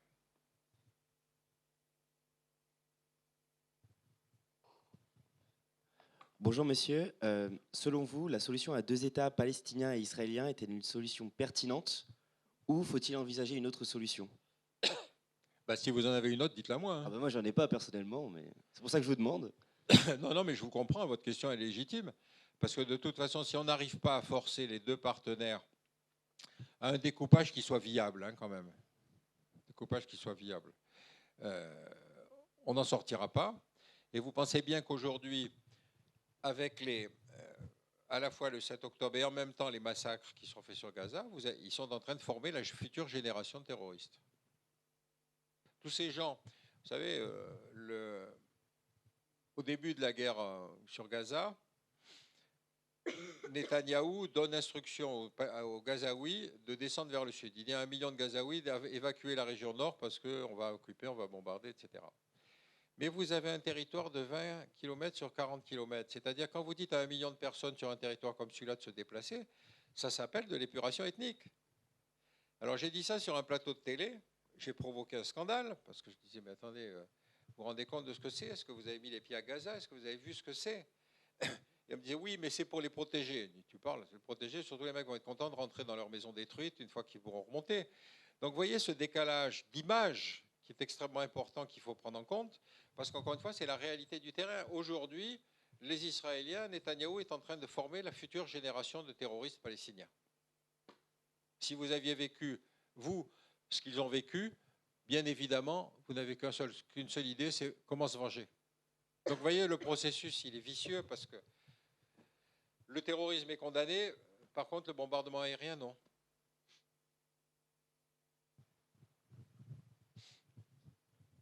Bonsoir, Monsieur Koneza. Merci pour votre intervention ce soir. J'avais juste une question à propos de l'impact, surtout des conditions matérielles, parce que vous avez parlé des idées, du sionisme, mais vous avez Est-ce que tu un peux peu parler plus fort, plus fort, s'il te plaît?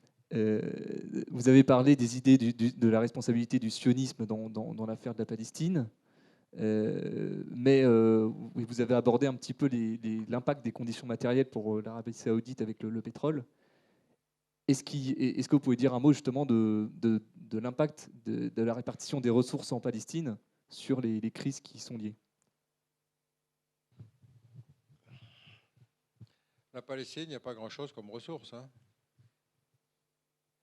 Non, je crois que ce qu'il faut garder en tête, c'est l'idée à la fois logique et hypocrite du monde arabe sur la crise palestinienne. Quand en 1947, création de l'État d'Israël, les Palestiniens sont les victimes. Bon. L'idée des fondateurs des Occidentaux qui font l'État d'Israël, c'est que de toute façon, il va être absorbé par la Jordanie, enfin ce que je vous citais tout à l'heure. Mais tous les autres pays arabes ont refusé d'accueillir des Palestiniens en masse parce qu'ils disaient ce n'est pas à nous de régler la question d'Israël. Ce qui pouvait se comprendre, mais ce qui voulait dire, en gros, les Palestiniens, restez chez vous. Vous voyez ce que je veux dire?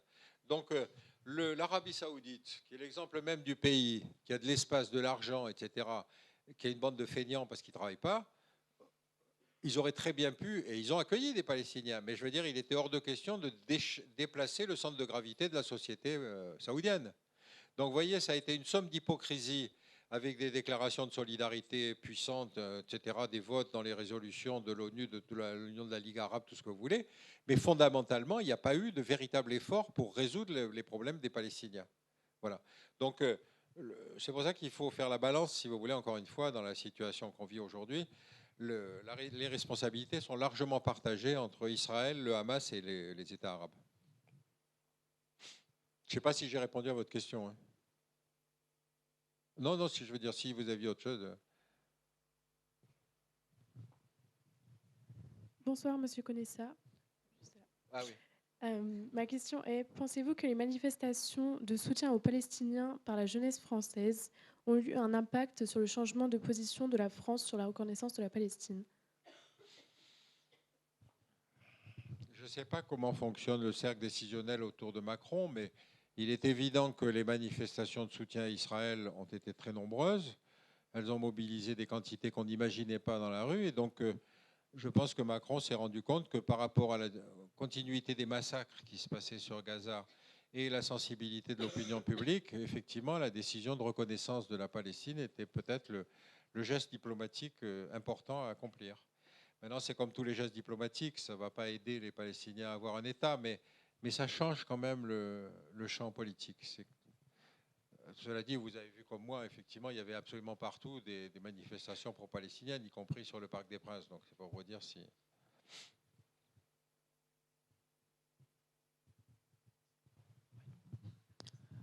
Bonjour monsieur, je voulais vous demander, tout à l'heure vous étiez en train d'expliquer que les guerres aujourd'hui sont en train de créer les terroristes de demain.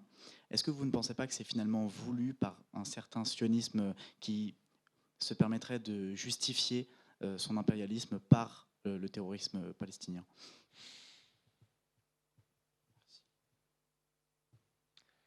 C'est une question difficile parce que, comme j'ai essayé de vous le montrer, à la naissance d'Israël, il y avait le groupe Stern qui a fait des attentats terroristes.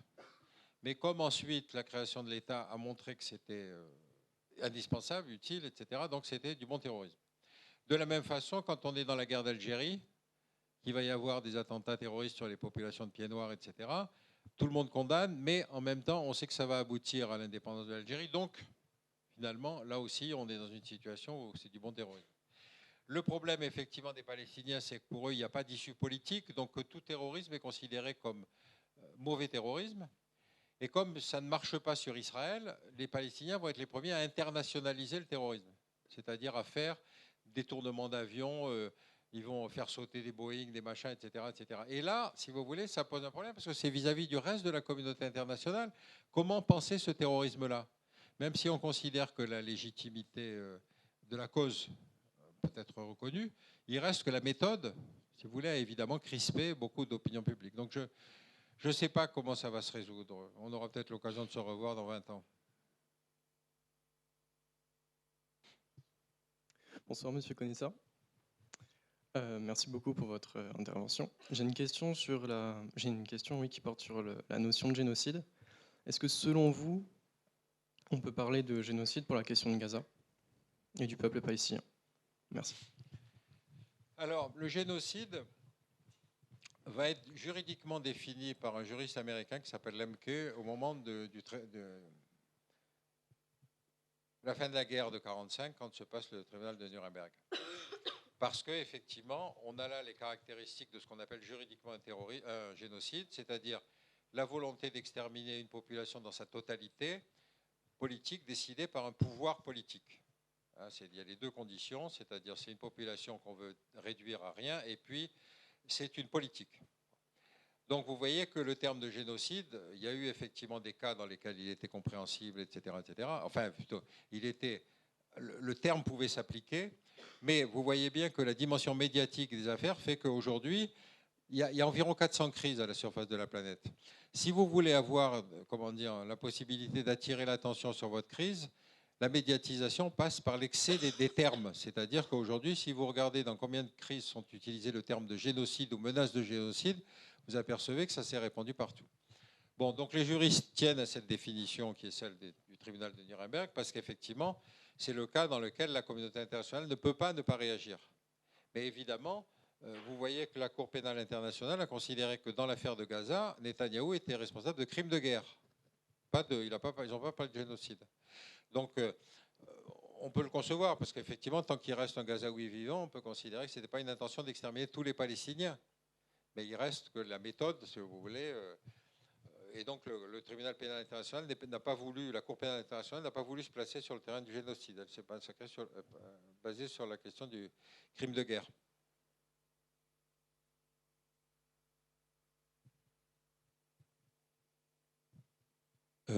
Bonsoir Monsieur Conessa, merci d'être venu aujourd'hui. J'ai pu visionner plusieurs de vos extraits sur des chaînes de télévision et des chaînes de médias avant que vous veniez pour cette conférence. Et je dois remarquer que sur ces chaînes de télévision et sur ces chaînes de médias, on vous demande assez récurremment, de manière récurrente, pardon, excusez-moi, si vous qualifiez le Hamas de mouvement de terrorisme et par extension de mouvement de résistance. Il me semble que vous le qualifiez de mouvement de résistance. Et ma question étant alors, pourquoi est-ce que cette question est si récurrente et pourquoi est-ce qu'elle émane, elle a pour conséquence une réaction offusquante, comme quoi le Hamas serait qu'un mouvement de terrorisme et ne pourrait pas être qualifié d'un mouvement de résistance?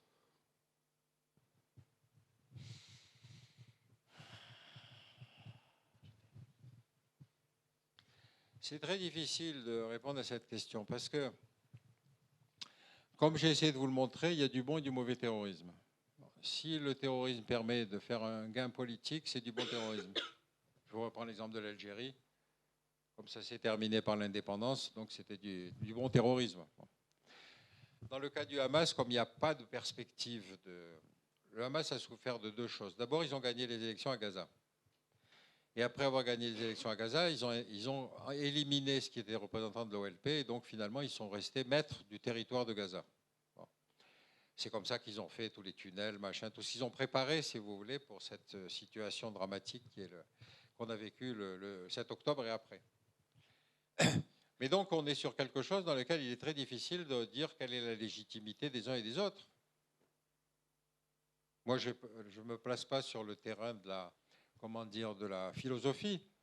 Ce que je constate, c'est qu'effectivement, le 7 octobre a été un massacre terrible, mais que depuis, les compteurs montrent qu'il y a une volonté de massacre de masse. Si on est effectivement à 50 000 morts selon les chiffres palestiniens, et que surtout ça semble ne pas s'arrêter, je me dis, je ne sais pas qu'est-ce qu'il faut qualifier avec le plus d'horreur, quoi, avec les termes les plus horribles. Mais c'est vrai que le Hamas, ça reste un mouvement radical, ça reste un mouvement qui utilise le terrorisme, et évidemment, si vous répliquez avec des moyens d'État, vous estimez que c'est de la guerre. Vous voyez comment le qualificatif peut changer ?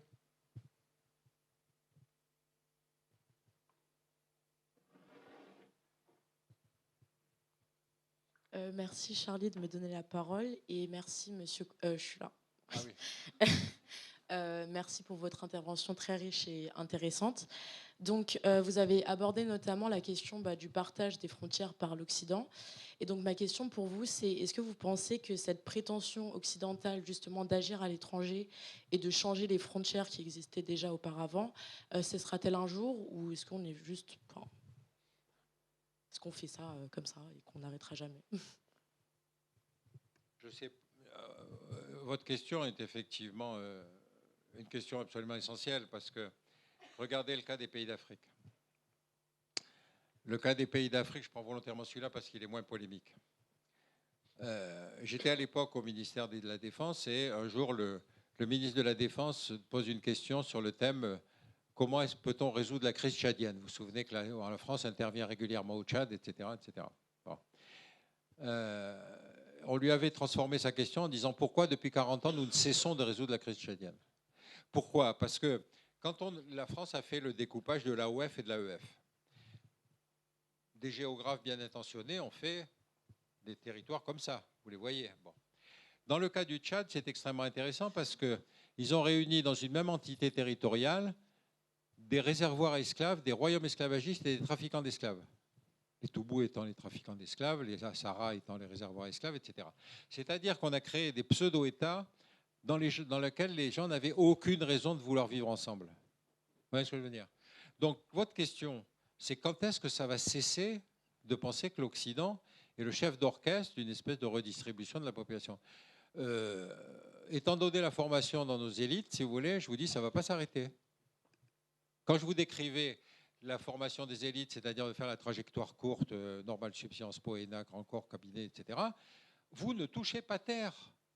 La Terre est plate, vous le savez, on en est le centre depuis longtemps, on en est convaincu. Vous voyez ce que je veux dire? Si vous n'avez pas quelque chose qui impose à tous les diplômés des grandes écoles de faire une année sabbatique, qui fasse de l'humanitaire, qui fasse cordonnier, qui travaille dans une usine, qui traverse la planète, vous ne pouvez pas avoir des élites qui ont le minimum de respect vis-à-vis des autres cultures. Vous voyez ce que je veux dire? Donc votre question est parfaitement légitime, mais je ne suis pas en charge du ministère de l'Éducation nationale. Vous voyez? Mais pourtant, c'est essentiel. Les Américains, ils ont l'avantage d'avoir une côte Est et une côte Ouest. Et donc, finalement, la côte Ouest regarde vers l'Asie, la côte Est va regarder vers l'Europe. Mais ça ne vous donne pas une homogénéité des élites, parce que chacun va apporter sa propre vision, sa propre perception, etc. Donc, pour nous, l'homogénéité du système, il a atteint, le système de formation, à mon avis, a atteint ses limites. Et donc, si on ne le modifie pas avec quelques règles simples, c'est-à-dire prenez un an d'année sabbatique et faites quelque chose d'autre, je vois mal comment on peut changer le mode de décision de nos élites, quoi. Merci beaucoup, monsieur, pour votre intervention. J'avais une question. Je voulais vous demander pourquoi y a-t-il eu des tensions entre le Hamas et la Syrie de Bachar al-Assad, qui étaient pourtant tous deux alliés à l'Iran?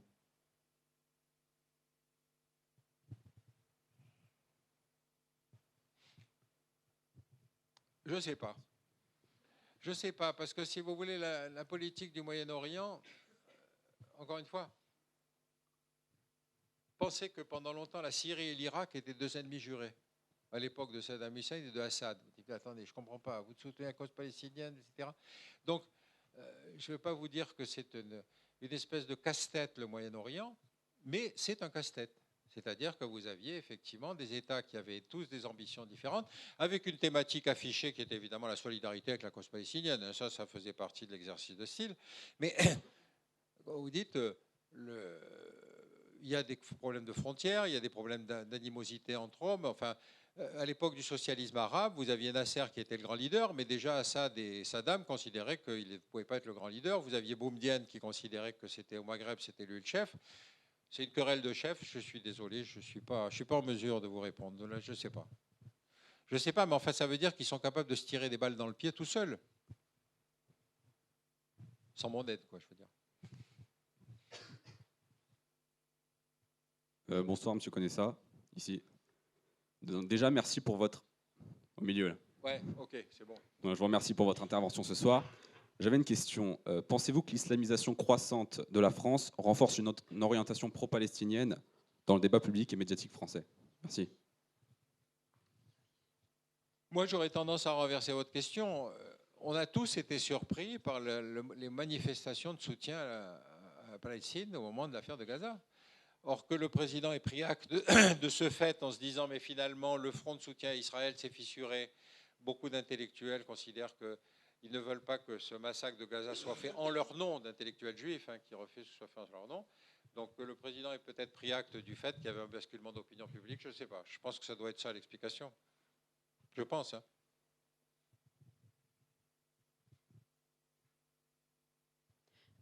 Bonjour. Ici, au milieu.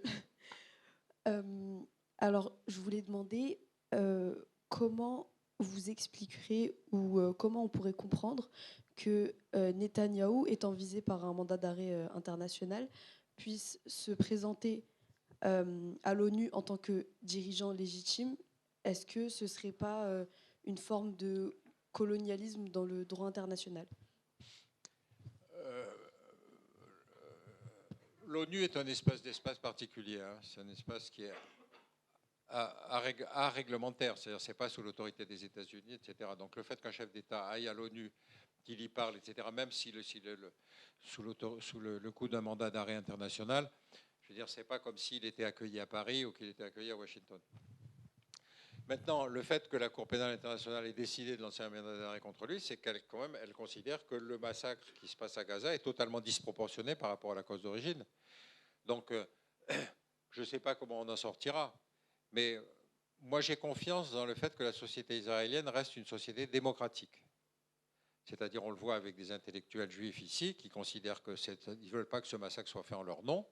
Et donc, je pense qu'en Israël, il doit y avoir la même chose, c'est-à-dire de gens qui se disent... le massacre dessert toute la cause israélienne, l'image d'Israël se dégrade, les massacres se poursuivent, enfin, etc. Donc, je ne sais pas. Je pense que le ressort interne, si vous voulez, israélien a des chances de fonctionner, mais j'en suis absolument pas sûr. Hein. Encore une fois, la certitude des urnes, ça vous amène Trump aussi. Hein.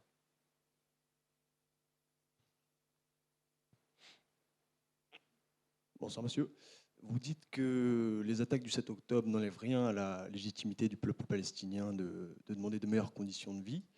Mais j'aurais aimé savoir aujourd'hui quelles sont leurs revendications concrètes et quels sont les moyens d'action, si ce n'est par un déferlement de violence. Si ce n'est, pardon ? Les moyens d'action qui s'offrent à eux, si ce n'est par un déferlement de violence, comme on l'a vu lors du 7 octobre. Ben, votre question est d'autant plus légitime qu'on voit bien que pour qu'il y ait les accords de Camp David, il y avait tous les précédents d'attentats terroristes, si vous voulez, qui avaient été soit en Israël, soit sur des actes internationaux, etc., et qui avaient obligé la communauté internationale à reconnaître qu'il y avait une légitimité de la cause palestinienne. C'est-à-dire que le moyen n'enlevait rien à la nécessité politique de négocier. Bon, ça va aboutir aux accords de Camp David, et donc au fait qu'on reconnaît une cause palestinienne. On n'a pas franchi l'étape de faire un État palestinien, mais vous voyez bien que cette cause n'a pas suffi, puisque le pays divisé en deux morceaux, la mise sous embargo de Gaza, enfin les situations qu'on connaît tous, sont aujourd'hui des choses qui ne prennent pas court. Alors, est-ce que le fait d'un geste diplomatique comme la France et l'Italie, etc., de reconnaître l'État palestinien va changer quoi que ce soit? J'ai peur que non. J'ai peur que non. Et puis encore une fois, pour revenir à la question de votre ami, qui va aller arrêter Netanyahou? C'est ça la question. Donc, si on compte sur les ressorts internes de la société israélienne, on peut espérer qu'effectivement il sera à la fin de son mandat éliminé, etc. Mais il ne va pas être livré par Israël à la Cour pénale internationale. Enfin, j'en doute. Encore une dernière question avant de mettre fin à la conférence. Bonsoir, monsieur Conessa. Moi, j'avais une question sur les médias français. On a assisté à une sorte de radicalisation qui a fait que dès qu'on parlait de la Palestine depuis le 7 octobre 2023 pour dénoncer les massacres là-bas et les bombardements, il y avait des soupçons d'antisémitisme sur absolument tout le monde. On a vu des personnalités comme Dominique de Villepin, comme Pascal Boniface être sous justement le feu de ces accusations. Est-ce que vous avez un avis sur cette question ? C'est vrai que le premier qui a connu ce genre de choses, c'est Pascal Boniface. Je ne sais pas si vous venez de cet épisode. Pascal Boniface avait critiqué Israël. Il a été immédiatement accusé d'être antisémite. C'était il y a longtemps, hein, c'était il y a au moins 7, 8 ans, 10 ans, quelque chose comme ça. Donc il avait écrit un bouquin, Peut-on critiquer Israël ? Pour répondre en partie à votre question. Et là, il était tout seul. Bon. Donc ce qui se passe aujourd'hui, évidemment, c'est le fait qu'on a quand même une situation dramatique sur place, hein, avec des bombardements qui ne cessent pas en dépit de l'accord de paix, tout ce qu'on veut. Et donc le fait que, effectivement, vous ayez la presse, vous savez, moi je suis d'une famille de journalistes. Mon père était journaliste, ma fille est journaliste. C'est extrêmement difficile, parce que vous êtes obligé de raisonner dans une actualité, qui est le timing du journal, avec les éléments dont vous disposez. Donc, que ressortent des a priori idéologiques au moment de la rédaction du papier, c'est tout à fait normal. Mais en même temps, vous vous dites, est-ce que mon analyse sera juste demain ou après-demain? Donc, que la presse française puisse avoir des biais, c'est vrai dans toutes les presses, pas seulement la presse française. Mon père a vécu un épisode assez intéressant, parce qu'on vivait en Algérie. Et puis, je ne sais pas, son journal, qui était un quotidien d'Alger, lui dit, va faire un tour en province et puis tu feras une espèce de témoignage d'ambiance. C'était 54.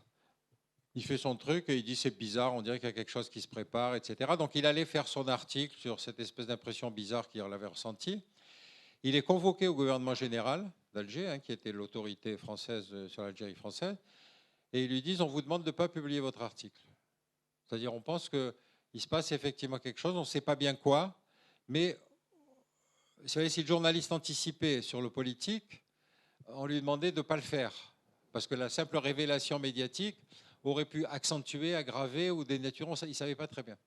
Et ça, c'est la difficulté du métier de journaliste. Quand vous êtes sur le terrain, vous avez une certaine perception, vous essayez de la rendre aussi honnêtement que possible, mais ressortent de toute façon, dans certaines circonstances, vos a priori personnels, culturels, intellectuels, religieux, etc. etc. Donc, devenez journaliste, quoi. Tout ce que je peux vous dire. Si vous avez l'occasion, essayez de le faire. Hein. On arrive maintenant à la fin. Merci à vous, cher public, pour vos questions. Et surtout, un grand merci à vous, Monsieur Conessa, pour votre intervention. Je pense qu'on peut l'applaudir.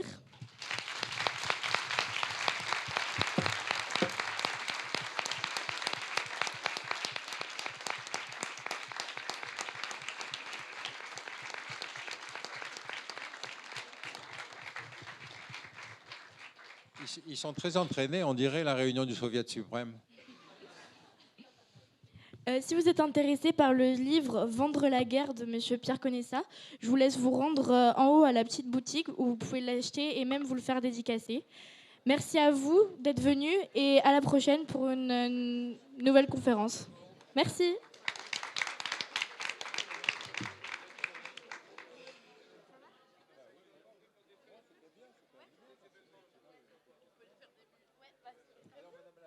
J'ai adoré. Ouais, j'ai adoré. On fait une photo de groupe.